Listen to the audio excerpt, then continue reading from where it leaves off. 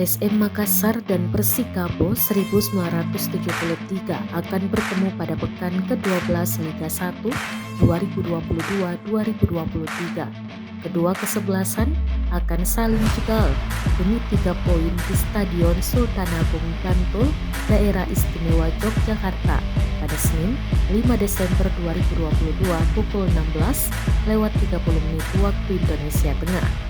PSM butuh 3 poin untuk mengambil alih puncak klasemen dari Borneo Samarinda FC. M. Arfan CS saat ini bertengger di peringkat 3 dengan 22 poin. Sedangkan Persikabo 1973 berada di peringkat 7 klasemen dengan 19 poin.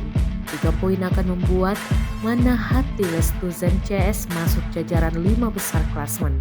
Pelatih PSM Makassar, Bernardo Tavares, menyebut Persikabo 1973 lebih baik dari timnya. Hal ini tak lepas dari torehan positif diraih Persikabo melawan tim papan atas klasemen. Skuad Laskar Pajajaran berhasil menaklukkan Borneo Samarinda FC dengan skor 3-2 pada pekan ke-8 Liga 1 2022-2023. Lalu menaklukkan Bali United di markasnya di Stadion Iwayan Dipta, Gianyar, Bali dengan skor 1-2 di pekan ke-11 Liga 1. Di sisi lain, PSM hanya mampu bermain imbang 1-1 di pertandingan terakhir lawan Persis Solo. Ditambah 3 pertemuan terakhir PSM dan Persikabo, Laskar Binisi tidak pernah meraih kemenangan, 2 kali kalah dan sekali imbang.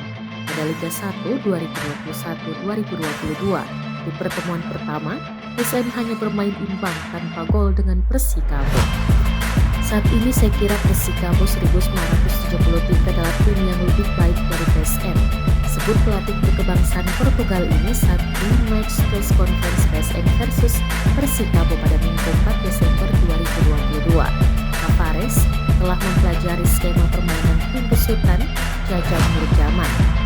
Laskar Pajajaran memiliki sejumlah skema permainan, akhir-akhir ini menggunakan skema 3-5-2. Ada pula skema alternatif dengan 4-1-3-2 serta 4-2-3-1.